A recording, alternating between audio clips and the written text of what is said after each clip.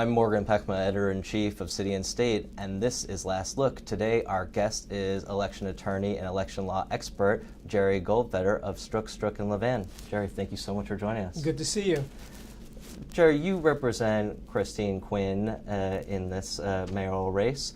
Do you anticipate that the Quinn campaign will be challenging any petitions? No, I don't think so.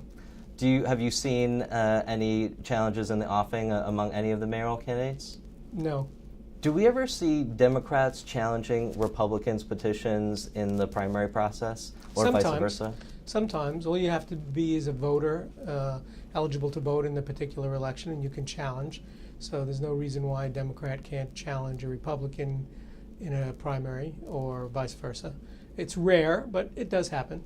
The big petitioning story of this cycle was the Spitzer effort to get on the ballot for comptroller. He collected over 27,000 signatures. What is the kind of rule of thumb when you're collecting signatures on the street for how many would be valid? I mean, what's the likelihood that he met the 3,750 threshold? Well, it seems that he has. The rule of thumb is when you're gathering petition signatures, you should get 3 times as many as you need or 4 times as many as you need. That's assuming, of course, that you're beginning at the beginning of the process and you're going for the full 5.5 weeks. Here we had a very unusual situation where Mr. Spitzer got signatures in the last 4 days of the petition process. And I assume that most of his petition signatures, if not all, were street signatures. When you go up to somebody on the street and you ask them if they're, in this case, a registered voter, an enrolled Democrat, and I assume that they also asked whether they signed another petition, because you can only sign a petition for one person running for that office. So if the 100,000 or so Democrats who signed for Scott Stringer across the city were to sign Mr. Spitzer's petitions, they wouldn't be valid. So I would think that his petition people asked whether they signed for Scott Stringer or any other petition signature. So in a very truncated period of time, 4 days, it's very difficult to be able to amass the number of signatures you need. And one can assume that street signatures are generally valid only to a certain extent. I wouldn't be surprised if a large percentage, I don't know what the percentage was, but a large percentage were not valid. Sometimes you go up to somebody, you ask them if they're a registered voter. They think they are, they'll sign your petition. You ask them if they're an enrolled Democrat. They think they are, they'll sign your petition. You ask them if they signed another petition. No, I didn't. Well, either they're not remembering, or they don't want to tell you something you don't want to hear. It's not a fraudulent issue. They just sign it anyway.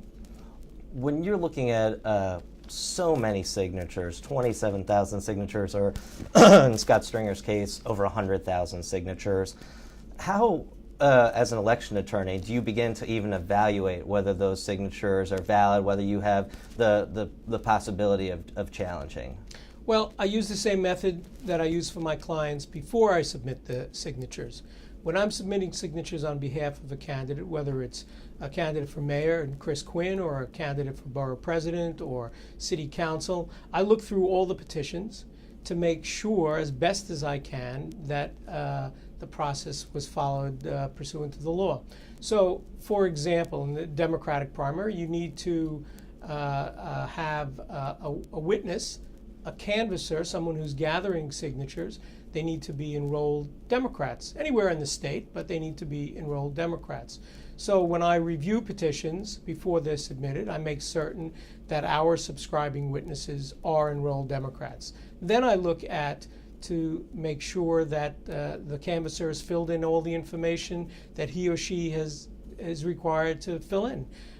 Their name, their complete address, the number of signatures on the page, that they've dated their canvassing, their statement of witness, and that they've signed it properly. Very often people will leave out the number of signatures, or they'll put in an incomplete address. Like, for example, if a canvasser lives on Riverside Drive and they write 100 Riverside, well, there's a Riverside Drive and there's a Riverside Boulevard. And God forbid you're canvassing in Queens. There's a drive, there's a road, there's a terrace, there's a boulevard, there's God knows what is going on in Queens. So the address needs to be precise, it needs to be accurate.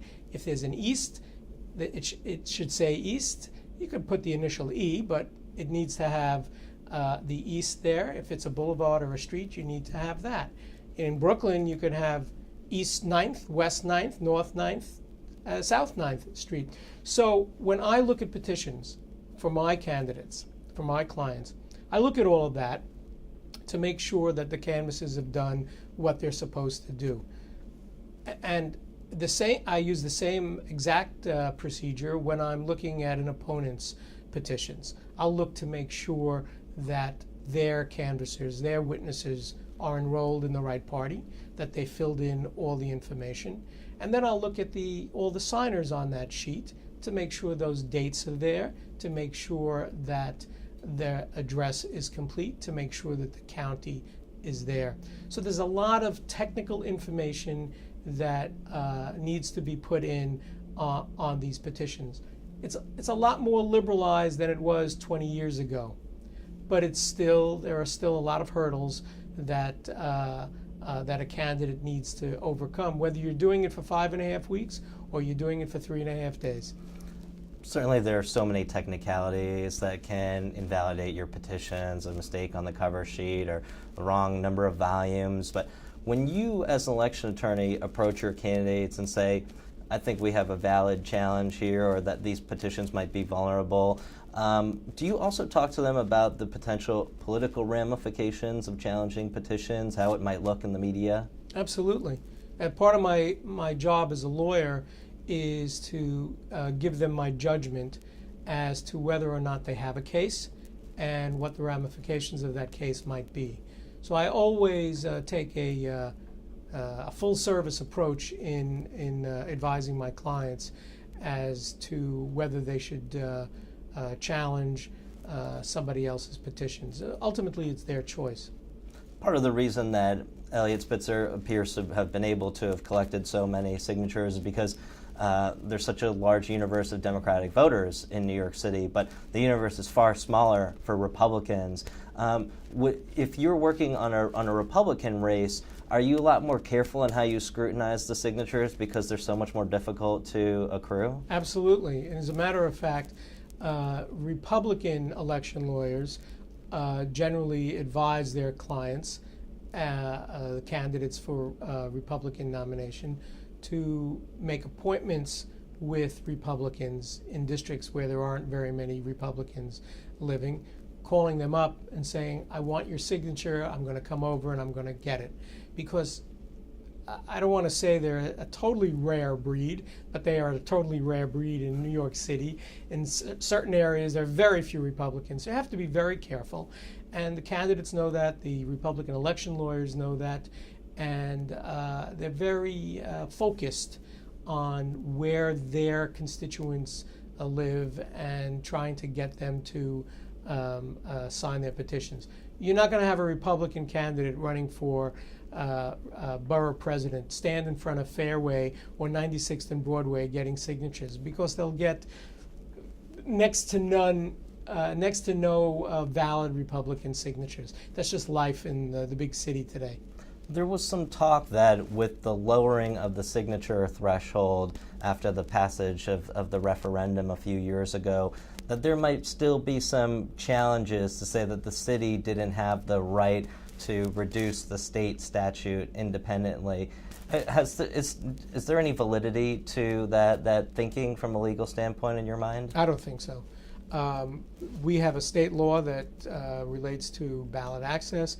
We have a state law that relates to campaign finance. New York City has the authority and has exercised the authority to put into place its own campaign finance law. And that was recently challenged by George McDonald. It failed. It didn't go up on appeal, but it failed. And I think rightly so. The city of New York has imposed nonpartisan elections for city council vacancies. We don't have those kinds of elections throughout the state. The state statute doesn't require it or permit it. Nevertheless, the city of New York passed that in a referendum, and we have it. It was challenged, and the challenge was not successful. And similarly, we have just through the referendum that you mentioned, we've lowered the number of signatures, even though the state has its own regimen of how many signatures are required. I think if that were to be challenged, and somebody might do it this very season, I think it would fail. Because the city of New York has the authority to